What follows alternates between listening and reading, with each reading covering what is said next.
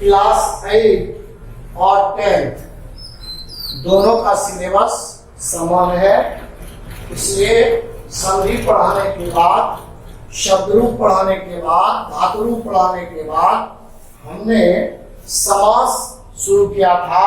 इससे पहले वाले क्लास में हमने समास के परिभाषा, उनके भेद का वर्णन किया था और आपको बताया था।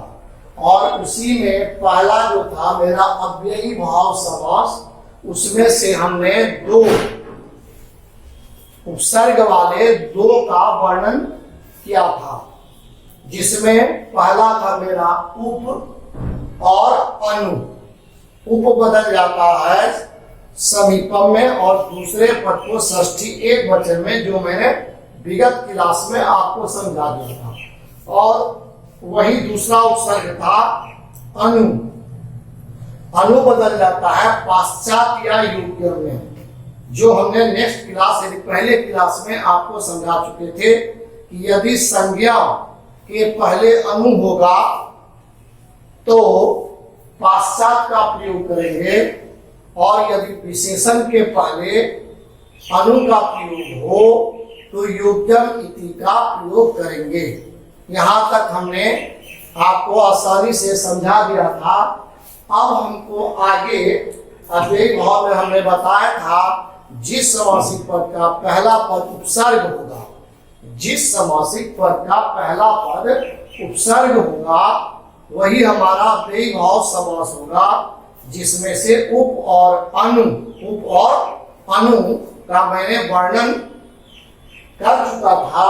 अब नेक्स्ट जो 4 बचा हुआ है उसका वर्णन आज हम करेंगे। तो तीसरा उपसर्ग है मेरा नीर। तीसरा उपसर्ग क्या है? नीर। नीर बदल जाता है अभाव में, ये हर स्थिति में याद रखना है।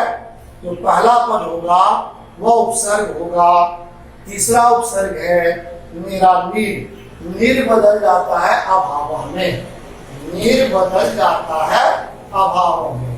और उसका दूसरा पद को षष्ठी बहुवचन, दूसरा पद को षष्ठी बहुवचन रखते हैं। नीर से कोई भी समास प्रारंभ हो जिसका पहला पद नीर उपसर्ग हो, तो जब हम विग्रह करेंगे तो पहले दूसरे पद को षष्ठी बहुवचन में रखकर अभाव जोड़ देते हैं। अब जैसे एग्जाम्पल पर चलिए, पहला एग्जाम्पल है निर्जनम। तो निर्जनम क्या हुआ? हमने बताया था कि जब भी समासिक पद होता है, अव्ययी भाव का समासिक पद हमेशा नपुंसक लिंग में होता है। हमने वहां लिखा था आपको कि अ और आ अम में बदलता है। हर्षई दुर्घेयी हर्षे भी कन्वर्ट हो जाता है। हर्षेउ दुर्घेयु हर्षेउ में कन्वर्ट हो जाता है। यानी पुल्लिंग या स्त्रीलिंग को नपुंसक लिंग में बदलने के लिए, चाहे वो पुल्लिंग हो चाहे वो स्त्रीलिंग हो, यदि अकारांत पुल्लिंग या आकारांत स्त्रीलिंग होगा उसको नपुंसक लिंग में कन्वर्ट करने के लिए अम लगा देते हैं। जैसे लता हमने बताया था, लता का लतम, बालका का बालकम। हर्षई दुर्घेयी मुनि पुल्लिंग है, मुनि को ये तो है ही, विसर्ग हटा देना है। नदी को हर्षे में कन्वर्ट कर देना है। तो आपने देखा पहला समासिक पद है निर्जनम, जिसमें नीर, नासिका और नीर, ये पहला पद है। आज यहां बच गया जन जन, तो इसको हमको कहां ले जाना है? षष्ठी बहुवचन में। तो तुरंत षष्ठी बहुवचन, तो जन मूल शब्द है, जन अकारांत हुआ, षष्ठी बहुवचन में जाना है, तुरंत आत्मनी पर आएगा। ऑन ए, ऑन ए, भ्य नौ। तो छठा उन्हीं नाम का, तो आप देखिए जना नाम अभाव।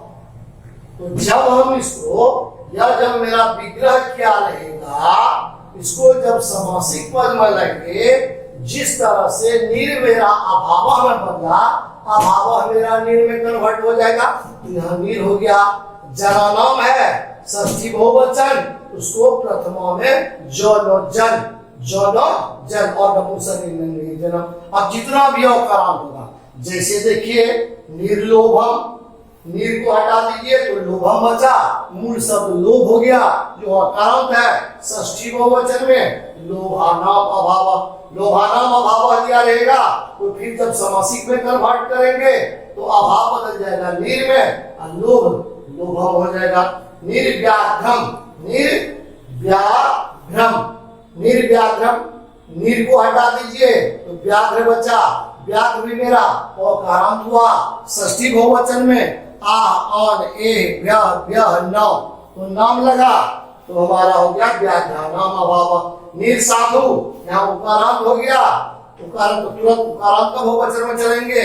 वह उन भी भ्य न, यानी कोई भी षष्ठी बहुवचन में कोई भी कारांत होगा, षष्ठी बहुवचन में कोई भी कारांत होगा तो उसमें नाम लग जाता है। तो देखिए साधु नाम अभाव, जब इसका समासिक पद लिखेंगे अभाव बदल जाएगा नीर में, यहाँ साधु हो जाएगा। निर्ज्ञानम ज्ञानानाम अभाव, इसी क्रम में आप कोई भी ले लीजिए, नीर लेकिन होना चाहिए, तो नीर बदल जाता है। आप समझ में आ गया होगा, नीर बदल जाता है अभाव में दूसरे पद को षष्ठी बहुवचन में रखते हैं। जैसे हम बोलेंगे निर्नदी तो नदी नाम अभाव, निर्हिमालय हिमालयम हिमालयानाम अभाव, निर्गुरु गुरु नाम अभाव, निर्साधु साधु नाम अभाव, निर्वधु वधु नाम अभाव।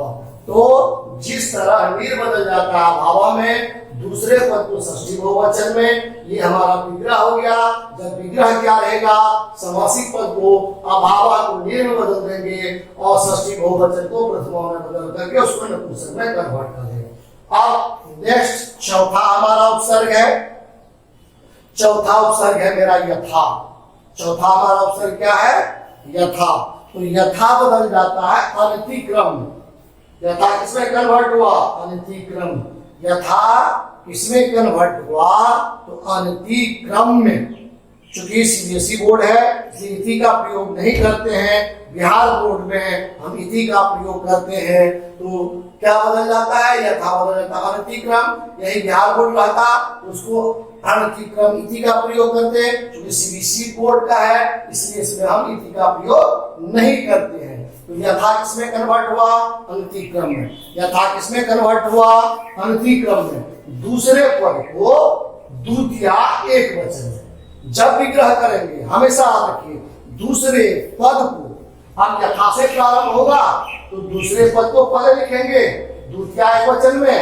और जैसे यथाशक्ति, मूल शब्द क्या है, शक्ति, इकारांत हो गया द्वितीया एक वचन में। इम, दूसरा पद क्या होता, इम, शक्ति में मो जोड़ दीजिए तो शक्तिम अनतिक्रम हो गया। फिर देखिए यथा भक्ति, भक्तिम अनतिक्रम हो गया। यथा रामम, रामम अनतिक्रम। यथा साधु, साधु अनतिक्रम। यथा गुरु, गुरु अनतिक्रम। कोई भी शब्द है, यथा मुनि, मुनि अनतिक्रम। यथा गंगम, गंगम अनतिक्रम। अच्छा फिर हम इसको समासिक पद में लाएंगे तो अनतिक्रम को यथा में बदलेंगे, दूसरा पद जो है शक्ति में ले आए। अनतिक्रम को यथा में बदल दीजिए, भक्ति को भक्ति हो गया। जैसे फिर लेंगे यथा नदी, यथा नदी। आप नदी भाषा क्यों हुआ, क्योंकि बताए थे नदी मेरा दुर्गई का अर्थ है, इसको नपुंसक लिंग में लाने के लिए हर्षई और दुर्गई को हर्षई में कन्वर्ट किया। यथा नदी, तो नदी का सूत्र क्या देंगे, तो इम हमारा क्या होता है, ई और इम। नदी में आप इम जोड़ दीजिए तो यह हो जाएगा नदी। क्या हो जाएगा, नदी। कोई भी शब्द लेकिन पहले क्या होना चाहिए, यथा उपसर्ग होना चाहिए। यथा बदल जाता है अनतिक्रम में। यथा किसमें कन्वर्ट होता है, अनतिक्रम में। दूसरे पद को द्वितीया एक वचन, यथा शक्ति, यथा भक्ति, यथा रामम, यथा मुनिम, यथा साधु, यथा गुरु, यथा भानु, यथा वधु, जो भी शब्द हो दूसरे पद को द्वितीया एक वचन में रखकर, द्वितीया एक वचन में रखकर अंतिक्रम जोड़ देते हैं।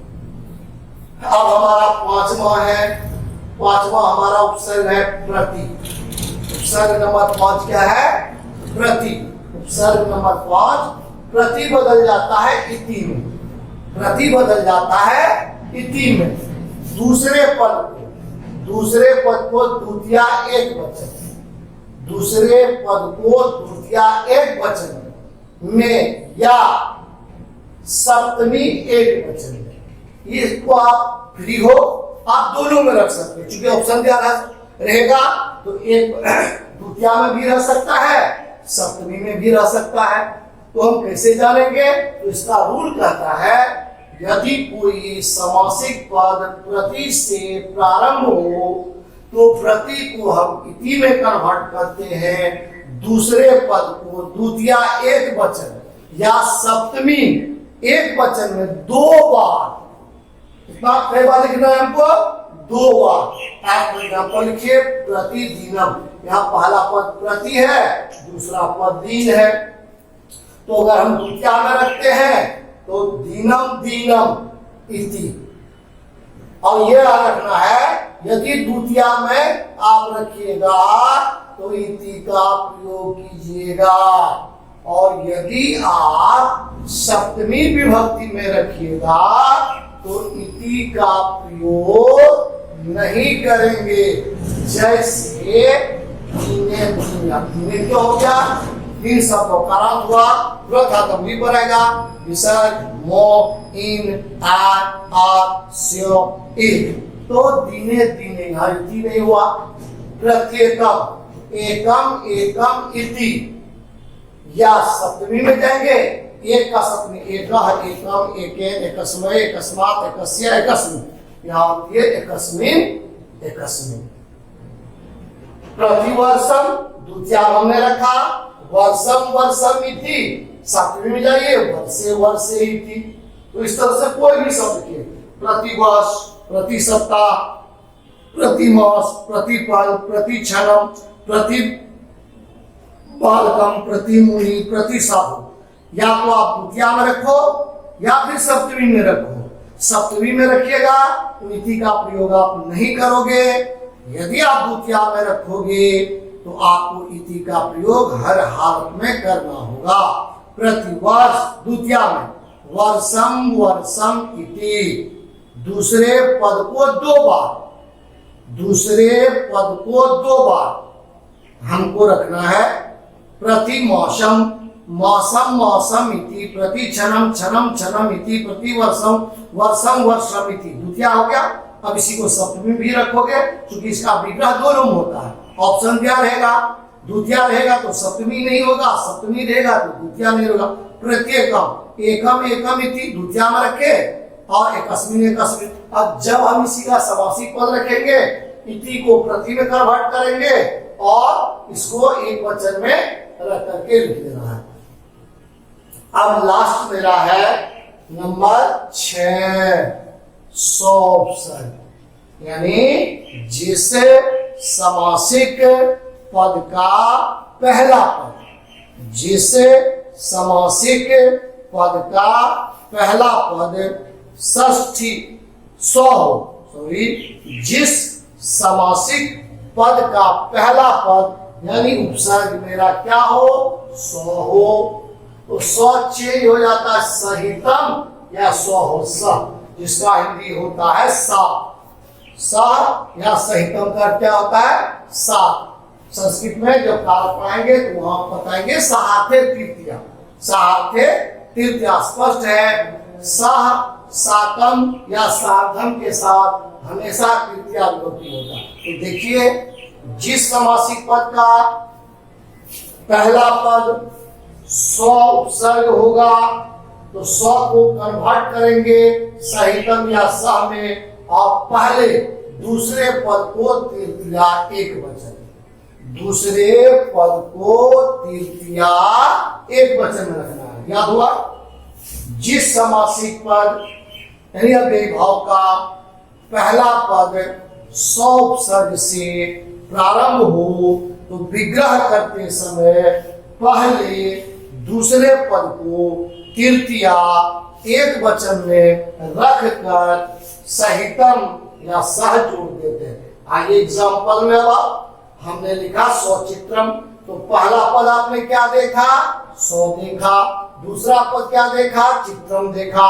चित्र मेरा कौन का अंत हुआ? तो कौ का अंत हुआ नपुंसक लिंग में। और हाथवत अगली पर आएगा विसर्ग मो इन, या विसर्ग मो इन, तो इन में कन्वर्ट हो जाता है। चित्र का तृतीया वचन में चित्रेन सहितम या साथ, यानी चित्र के साथ। सौ पुस्तकम, पुस्तक उपकरण हो गया पुस्तकेन सहितम। सानुजम, सौ बटा दिए तो अनुज हो गया अनुजेन सहितम या सा। सौरामम, रामेन सहितम या रामेन सा। स्वचक्रम, चक्रेन सहितम या सौ कुशल, कोई भी दे दीजिए। अब जैसे हम ले लेते हैं सौ मुनि, क्या हमने लिया? मुनि का रंग हो सकता क्या? मुनि का रंग हो गया, चौथा उंगली पर आएगा इम न। तीसरा उंगली क्या था? न, तो ये बन जाएगा मुनि न। मुनि न सहितम, सहितम। उसी तरह साधु होगा, स्वसाधु, साधु नाम सहितम। सपित्री तारंत्रा, पित्रा सहितम। तो इस तरह से आपने देखा कि अव्ययीभाव समास में हमारा 6 उपसर्ग काम करता है और वह उपसर्ग किसमें कन्वर्ट होता है और वह कौन विभक्ति में चेंज होता है, यह आप आसानी से पकड़ सकते हो। और शब्द रूप का जो सूत्र हमने लिखाया है उस सूत्र के आधार पर उस विभक्ति के उस वचन में रख कर आप आसानी से अव्ययीभाव समास को सॉल्व कर सकते हो। तो इसमें हमने क्या मूल बात बताया? ये हो जाएगा उपसर्ग, ये बदलता है।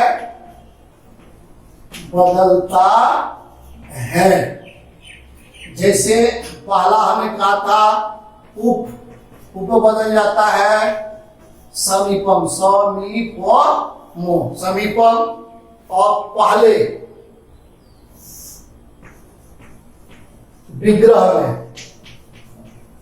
विग्रह में पहले दूसरे पद को षष्ठी एक वचन, षष्ठी एक वचन में रखते हैं। उसके बाद पहला हमने बताया था, दूसरा बताया था अनु बदल जाता है पाश्चात या योग्यम, पाश्चात या योग्यम। संज्ञा के पहले अगर अनु होगा तो पश्चात का प्रयोग करोगे और विशेषण होगा, विशेषण के पहले अनु होगा तो योग्यम।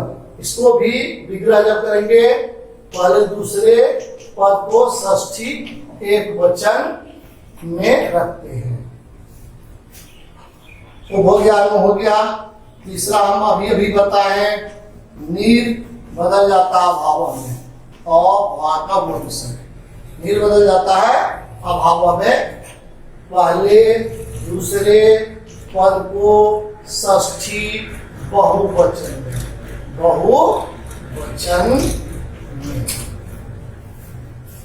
चौथा हमने बताया यथा बदल जाता है अनतिक्रम में और दूसरे पद को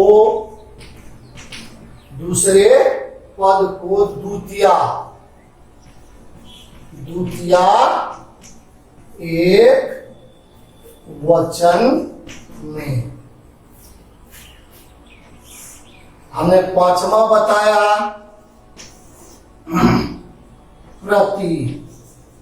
प्रति बदल जाता है इति, प्रति बदल जाता है इति।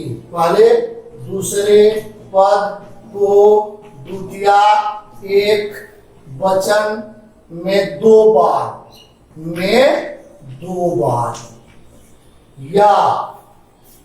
या सप्तमी, पहले दूसरे पद को सप्तमी एक वचन में दो बार।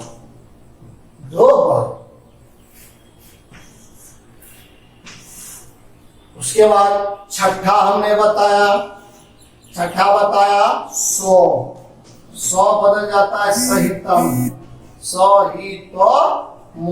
सहितम या स। और पहले दूसरे पद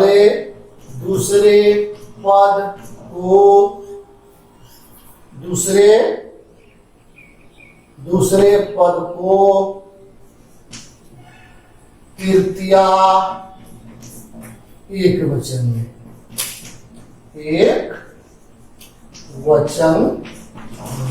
बस यही 6 उपसर्ग से मेरा अव्ययभाव समाप्त। आज आपका अव्ययभाव सब समाप्त हो गया। तो उप बदल जाता है सतित्व में, अनु बदल जाता है पाश्चात्य आयोजन में, निर बदल जाता है अभाव में, यथा बदल जाता है अतिक्रम में, प्रति बदल जाता है इति में, और सौ बदल जाता है सहितम या सौ में। अब कोई भी समासिक, और हम ये भी बताए थे कि समासिक पद जो होता है, समासिक पद हमेशा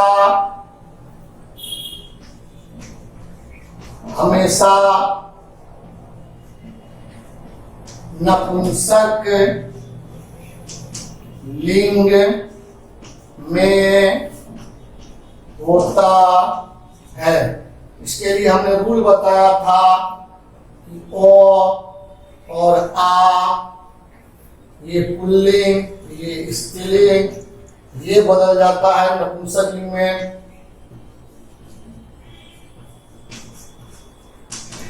लिंग में अम में। उसके बाद हमने बताया हर्षेयी, दीर्घेयी बदल जाता है हर्षेयी में। उसके बाद हम बताए थे क्या ऊ बदल जाता है हर्षेयी, नहीं, जैसे बताए थे राम बदल जाएगा रामम, लता बदल जाएगा लतम, मुनि बदल जाएगा मुनि, नदी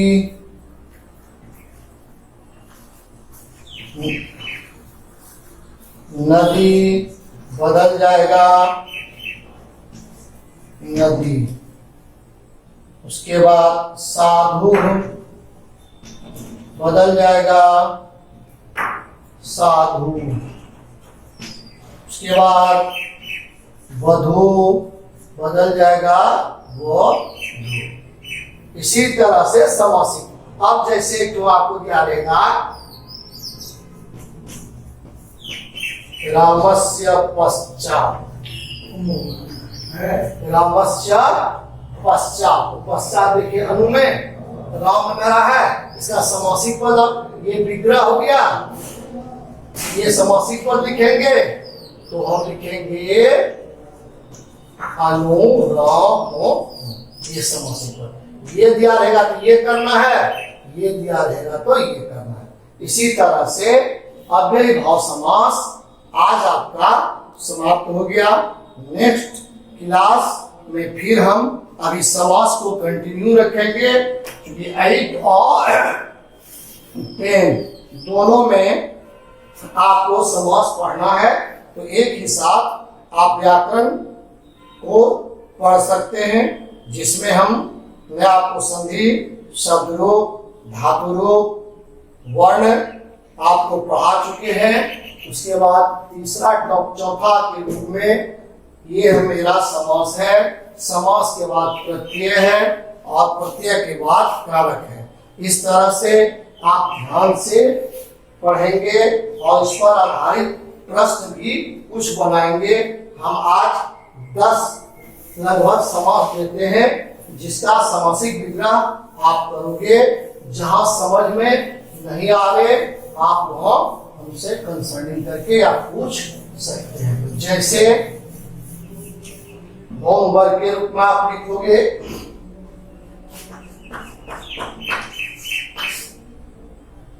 होमवर्क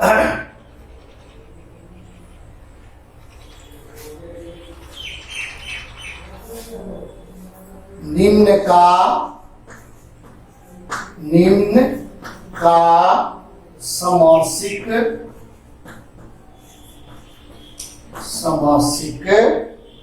विग्रह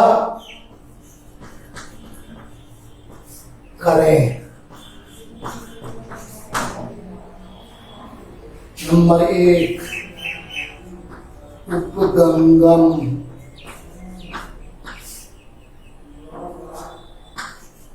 उपनदी,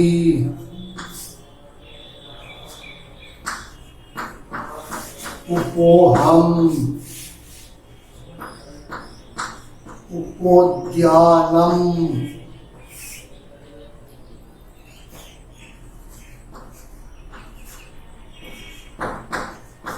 अनुरूपम, अनुसारम,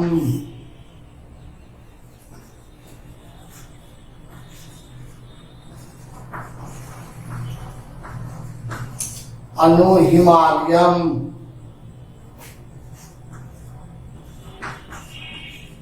निर्जनम,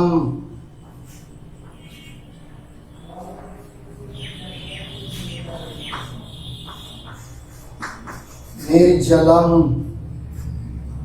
1 2 3 4 5 6 7 8 9 हो गया। मुंदिर हो गया।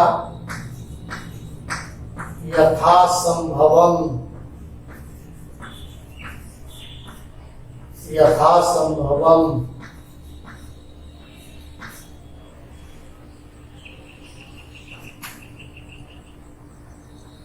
यथा मुनि,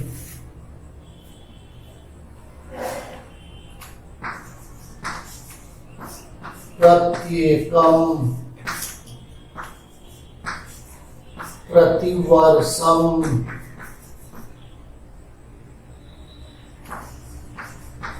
सौहरी,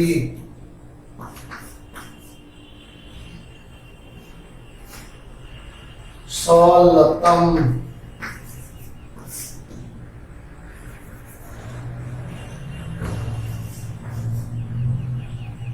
सौवनम,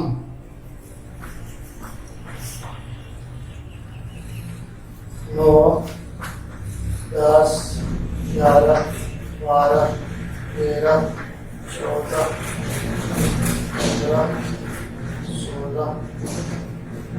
17 18 19 20 सौवनम, यथा भक्ति,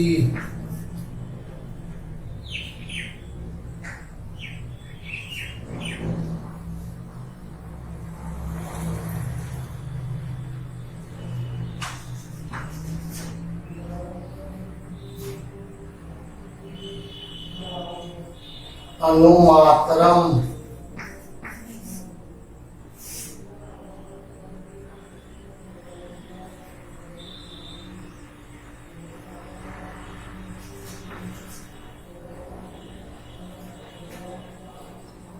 उपज्ञानम, 1 2 3 4 5 6 7 8 9 10 11 12 13 14 15 16 17 18 19 20 सौवनम, यथा भक्ति, अनुमात्रम, उपज्ञानम, उपज्ञानम, 1 2 3 4 5 6 7 8 9 10 11 12 13 14 15 16 17 18 19 20 सौवनम, यथा भक्ति,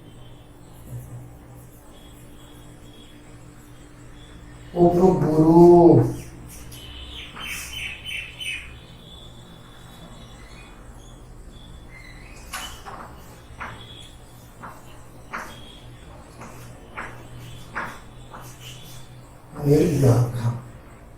इसका समासिक इतना यानी 20 वो अव्ययभाव समासिक पद हमने दिया है और इसका समासिक विग्रह आपको करना है।